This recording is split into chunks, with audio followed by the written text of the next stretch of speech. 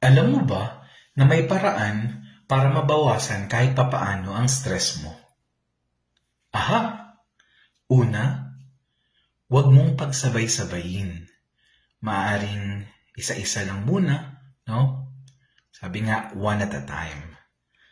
Ikalawa, mahalagang i-acknowledge, pansinin, no? Ano nga ba tong stress na to? Saan nga ba ito nanggagaling? Diba? Ito ba ay bagay na kontrolado mo o bagay na hindi mo kontrolado? So mahalagang mag-focus sa sarili kasi yun ang bagay na kontrolado mo. Kailan may hindi natin kontrolado ang ibang tao. Maaari nating makontrol ang ating mga naiisip, nararamdaman, kinikilos. Pwede nating makontrol ang ating sarili. Kaya dun tayo mag-focus. Okay? Maaari din tayong tumawag sa mga libreng crisis hotlines na mayroon. Halimbawa, sa Pilipinas, meron tayong NCMH Crisis Hotline, meron tayong Hopeline Philippines, no?